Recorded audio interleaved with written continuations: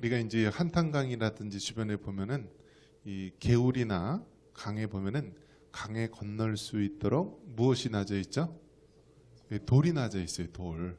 그래서 그 징검다리처럼 이렇게 돌이 이렇게 나져 있어서 그 하천이나 또 이 개울을 건널 때 그 돌다리 디딤돌을 밟고 건너가게 됩니다. 그래서 얼마나 좋은지 몰라요. 그래서 그 요즘에는 아주 돌들을 아주 큰 아주 돌로 이렇게 만들어놔서 맞은편에서 사람이 와도 아주 넉넉하게 다 비껴갈 수 있도록 또 안전하게 그렇게 해놨는데요. 자, 이처럼 사람에게 유익한 돌, 디딤돌이 있습니다. 디딤돌. 자, 그런데 뭐 요즘에는 그렇지 않지만은요. 과거에는 이제 포장이 제대로 되지 않고 흙길이라든지 돌길이라든지 많이 있는데요. 과거에는 이 돌길에 넘어질 때가 많이 있어요. 돌길. 또 돌길에 넘어지다가 또 이 돌에 또 찍히면 어떻게 되죠? 옷이 또 막 찢기고 막 뚫리고 그래요. 자, 무슨 돌이죠? 거침돌. 그러니까 같은 돌이라도요.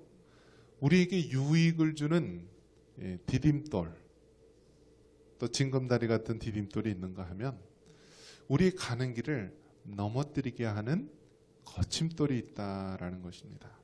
오늘 성경에 보면은 형제에게 무엇이 되지 말라고 말하고 있습니까?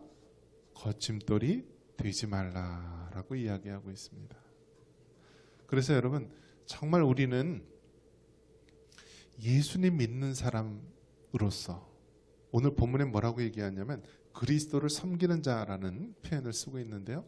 그리스도를 섬기는 자로서 우리는 형제에게 거침돌이 되지 말아야 된다라는 것입니다. 거침돌이 되지 말라. 그래서 과거에 어떤 그 선생님들 아주 훌륭한 스승들은요.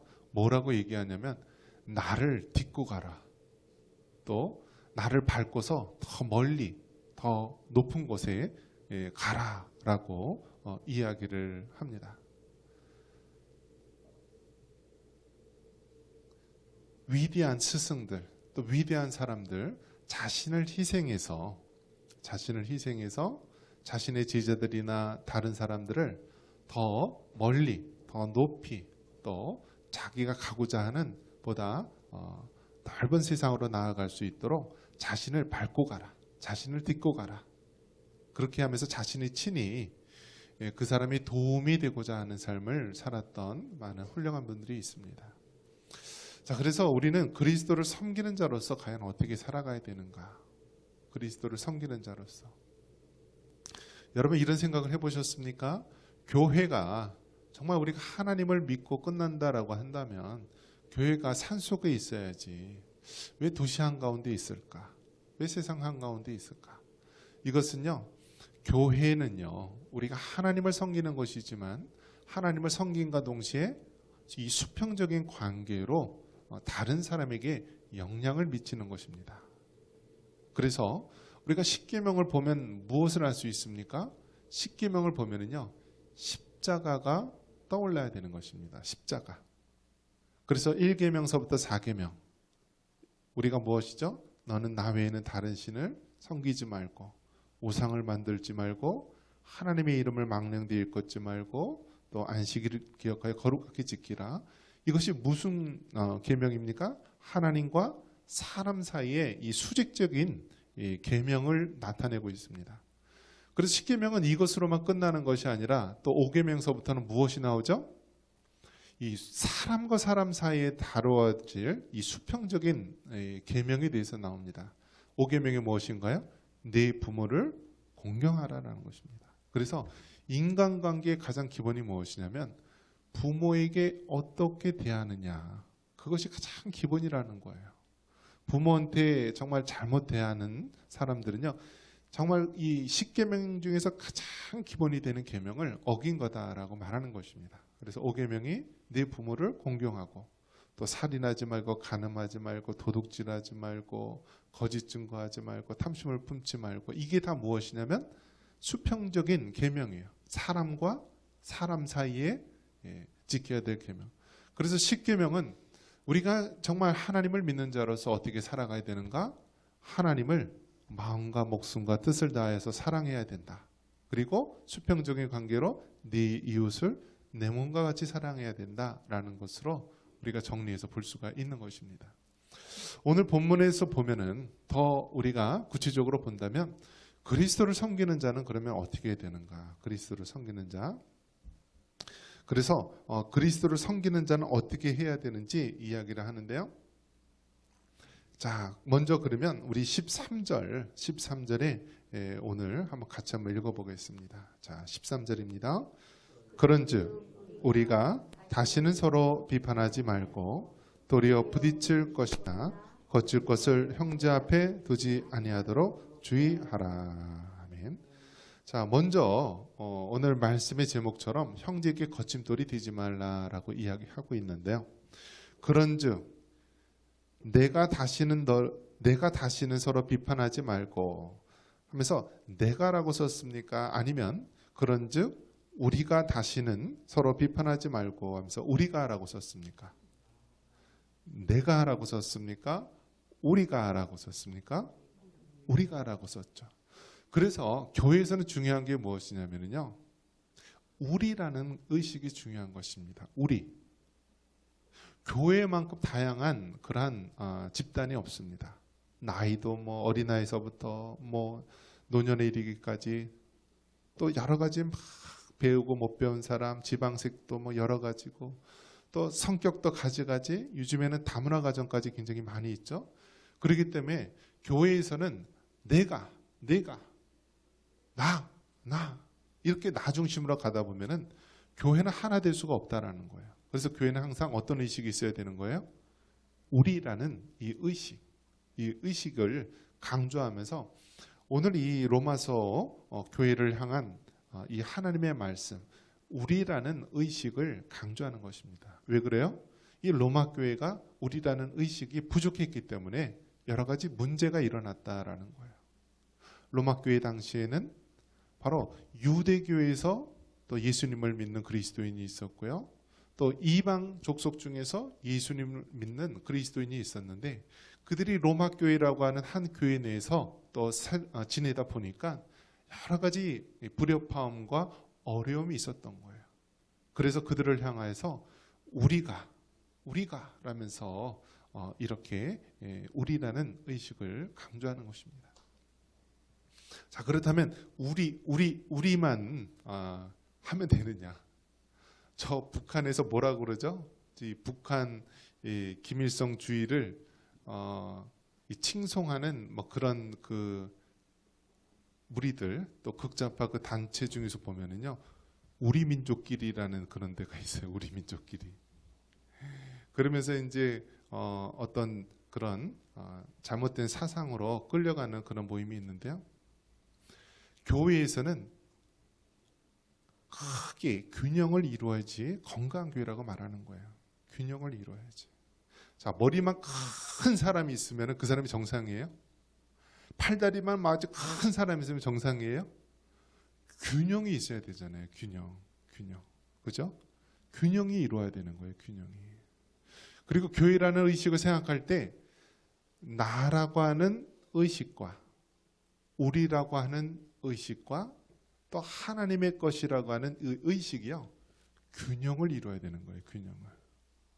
자, 그러면 한번 따라해 보겠습니다. 내 교회, 우리 교회, 하나님의 교회. 그래서 교회라고 했을 때는요, 이 균형 감각이 있어야 되는 거예요. 내 교회라는 의식이 없으면은 사람이 어떻죠? 책임감이 없어요. 책임감이. 교회가 물이 새던 무슨 일이 나던 관심이 없는 거예요. 내 교회라는 의식이 없으면. 그래서 내 교회라는 의식이 있어야만 우리는 책임감을 가지고 하나님의 몸된 교회, 주님의 몸된 교회를 우리가 섬길 수가 있는 거예요. 또 우리 교회는 뭐죠? 우리라는 이 의식이 있어야지 서로 협력하고 협동할 수가 있는 거예요. 내 생각하고 다르고 내가 살아온 환경과 다르다 할지라도 우리라고 하는 공동체를 생각하면서 이 교회가 서로 어울려서 하나가 되어서 나아가는 것, 이것이 바로 우리 교회, 협동심이 있고 협력심이 생기는 것입니다.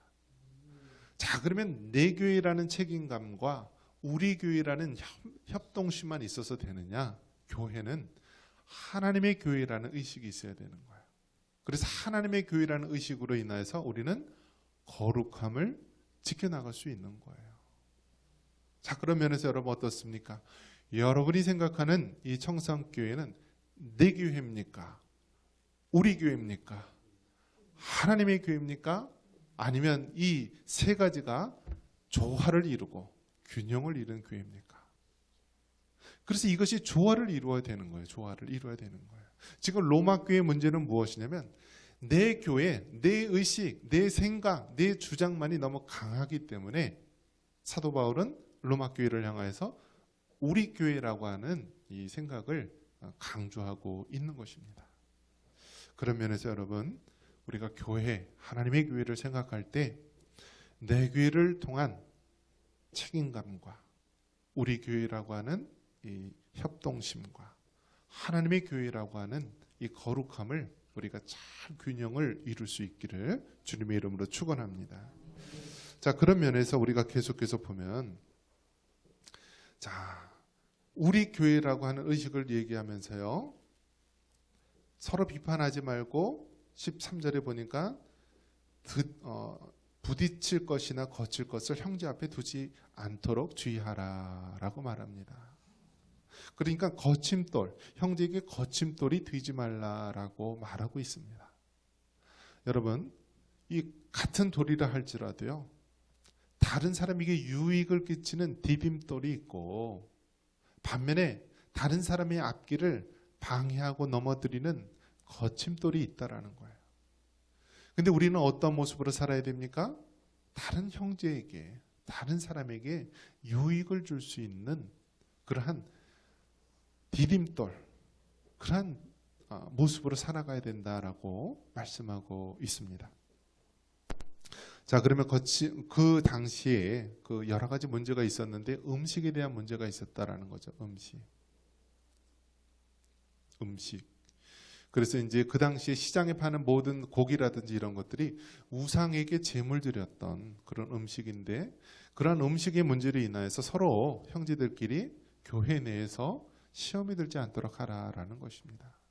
그래서 믿음이 강한 자는 믿음이 약한 자를 생각하고, 또 믿음이 약한 자는 또 강한 자를 생각하면서 교회가 서로 우리라고 하는 교회 속에서 한 몸, 한 성령, 한 세례, 한 몸된 교회를 이루라고 말씀해 주고 있습니다.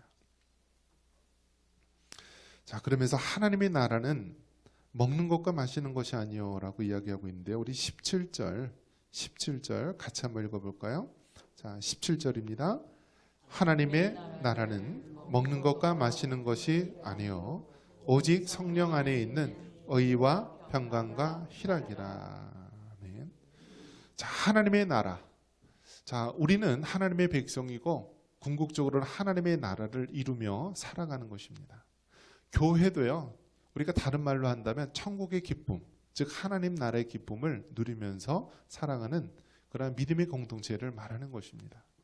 자, 이렇게 하나님의 나라, 영적인 세계, 영적인 것을 추구하는 그리스도인들은요, 먹는 것과 마시는 것이 아니다라고 말합니다. 우리가 정말 이 먹는 것과 마시는 것에 목숨 걸 때가 너무너무 많아요. 특히 한국 사람들은 뭐에 목숨을 건다 그랬죠? 먹는 것에 너무 목숨을 걸어요. 먹는 것. 그래서 심지어는 미국에서는 살 빼려고 그러면 조깅을 하고 운동을 하는데요, 우리나라 사람은 살 빼는 것도 어떻게 빼요? 먹어서 뺀다라는 거예요. 먹어서. 그래서 운동해서 빼는 것도 이제 요즘에 이제 좀 그런 사람도 있지만 먹어서 뺀다. 뭐든지 먹어서 하려고 하는데요, 먹는 것에 굉장히 좀 많은 그런 한이 맺혔는지 이 먹는 것에 목숨을 거는 경우가 있어요. 그런데 하나님의 나라는 먹는 것과 마시는 것에 있지 않다라고 말합니다. 그러면서 오직 성령 안에 있는 의와 평강과 희락이라라고 말합니다. 한번 따라해 보겠습니다. 오직 성령 안에 있는 의와 평강과 희락이라. 그래서 여러분, 하나님의 나라는 먹는 것, 입는 것, 이 세상에 썩어 없어질 것이 아니라 오직 성령 안에서 의와 평강과 희락입니다. 자, 우리가 십자가를 처음에 이야기했죠. 십자가를 보면은 하나님과 사람 사이의 관계, 수직적인 관계가 있고요. 또 사람과 사람 사이의 관계, 수평적인 관계가 있죠. 자, 이 십자가를 계속 연상해서 우리가 떠올리면서 무엇을 떠올릴 수 있냐면, 우리가 예수님을 믿고 하나님의 자녀가 되면은요, 우리가 죄인에서 무엇이죠? 의인이 되는 거예요. 의인이. 우리가 무슨 의로운 일을 해서 의인이 되는 것이 아니라 예수님께서 우리 죄를 위해서 십자가에 피 흘려 죽으셨고 우리를 하나님의 자녀로 삼아 주셨기 때문에 우리의 신분이 어떻게 되었다고요?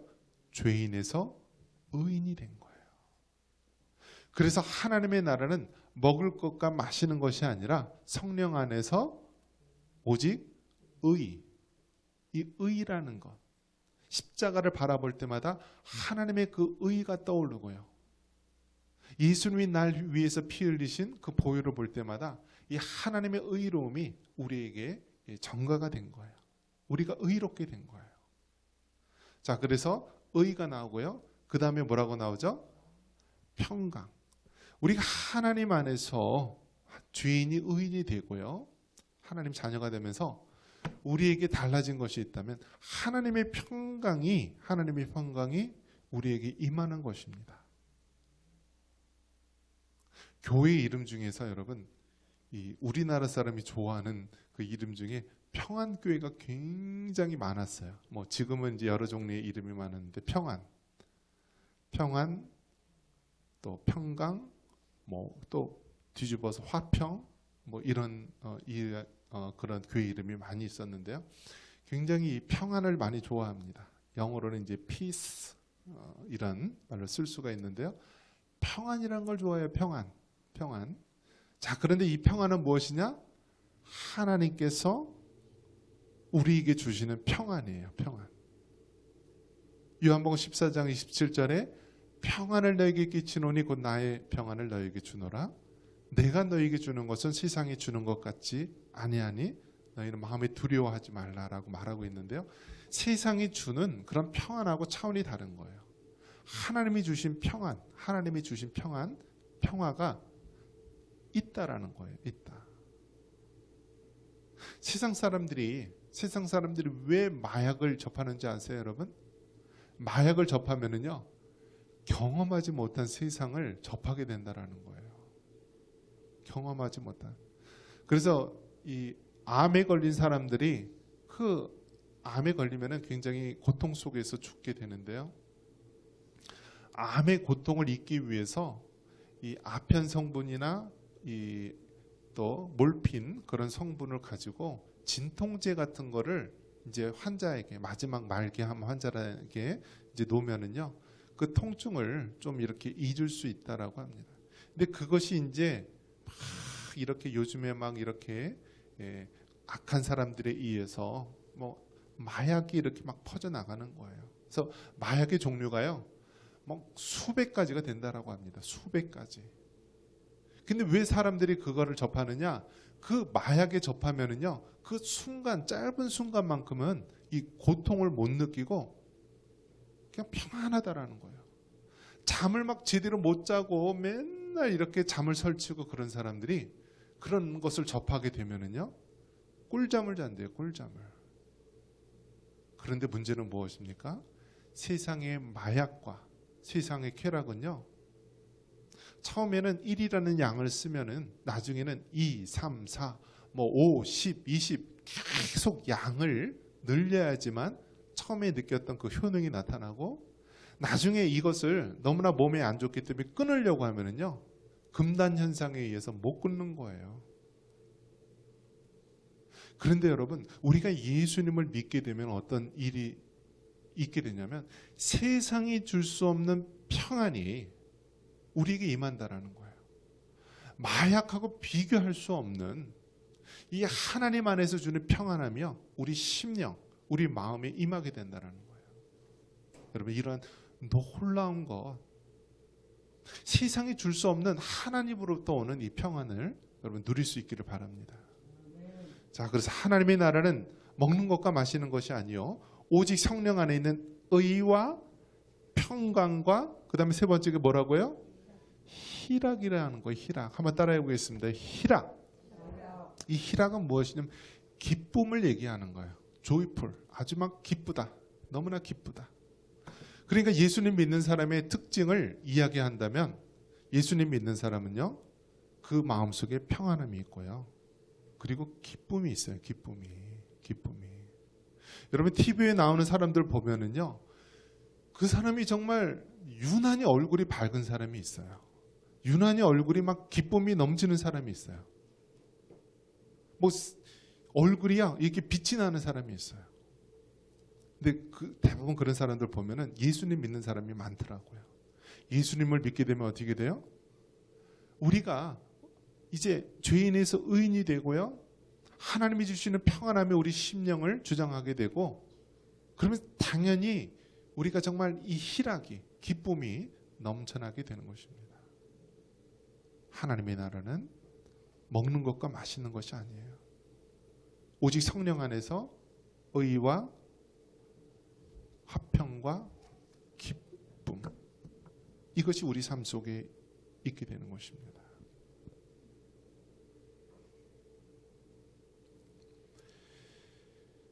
교회 내에서 우리가 여러 가지 판단해야 될 때가 있는데요. 그때 그러면 무엇을 기준으로 가지고 해야 되느냐. 첫 번째는 한번 따라해 보겠습니다. 하나님께 영광이 되는가. 두 번째는 무엇이냐면 사람에게 덕이 되는가. 이것이 정말 너무나 중요한 기준이에요. 여러분. 기준. 이 판단하는 것이 여러분 얼마나 어렵습니까? 판단하는 것이 굉장히 중요해요. 이거 분별력이라고 그러죠. 어떤 권사님, 어떤 장로님 정말 믿음이 좋습니다. 근데 그 믿음이 좋다라는 것은 무엇을 가지고 얘기하는 거예요? 분별력이 있다라는 거예요. 분별력이. 근데 그 분별력이라는 것이요. 하나님께서 주시는 성령님께 주시는 지혜로 말미암아 분별력이 생기는 거예요. 분별력이. 그냥 즉흥적으로 내 육신대로 끌려서 판단하고 결정하는 것이 아니라 때마다 일마다 도우시는 하나님의 성령으로 말미암아 하나님의 기뻐하시는 분별력으로 모든 것을 결정해 나가는 거예요. 자, 그래서 가장 대표적인 건 무엇이냐면 하나님께 영광이 되느냐. 하나님께 영광이 되느냐. 따라해 보겠습니다. 하나님께 영광이 되느냐. 내가 정말 이 일을 해야 되는데 이 일이 정말 하나님께 영광이 되느냐. 그것이 첫 번째고요. 두 번째는 형제에게 덕이 되느냐. 교회의 덕이 되느냐라는 것입니다. 한번 교회의 덕이 되느냐. 따라해 보겠습니다. 교회의 덕이 되느냐. 그래서 이것이 중요한 거예요. 술, 담배 하는 사람들이 이야기합니다. 성경에 어디 술, 담배 하지 말라고 되어 있느냐. 요즘에 이제 마약까지 나올 거예요. 성경에 어디 대마초 하지 말라고 나와 있느냐. 그렇게 얘기할 수도 있을 거예요. 자, 그런데 그 판별의 기준이 뭐예요? 내가 그것을 함으로써 하나님께 영광이 되느냐. 내가 이것을 함으로써 다른 형제에게, 교회에게 덕이 되느냐. 이것을 가지고 우리는 판단을 해야 되는 것입니다. 분별력을 가지고 우리가 행해야 되는 거예요. 말씀을 정리합니다. 로마서 14장. 이 본문에서 우리에게 말씀해 주는 것은 무엇이냐면요. 형제에게 거침돌이 되지 말라고 이야기해 주고 있습니다. 우리는 하나님과의 관계도 중요하지만 교회 내에서 또 우리가 세상 가운데 이웃에게 이 수평적인 관계도 중요한 것입니다. 그래서 하나님의 나라는 먹는 것 마시는 것이 아니라 의와 화평과 희락이라고 이야기해 주고 있습니다. 여러분, 정말 교회 안에서 어떤 일을 행할 때 이것이 정말 하나님께 영광이 되는지 교회의 덕이 되는지 생각하시고 행동하십시오. 분별력을 가지고 행동하십시오. 믿음이 좋다, 믿음이 나쁘다라고 하는 근거가 결국은 주님 안에서 어떠한 분별력을 가지고 판단하느냐인 것입니다. 여러분이 정말 그리스도를 주로 섬기는 자라고 한다면 오늘 이 본문의 말씀처럼 다른 사람에게 거짓돌이 되지 아니하고 늘 하나님께 영광이 되고 기쁨이 될 수 있는 여러분 되시기를 주님의 이름으로 축원합니다.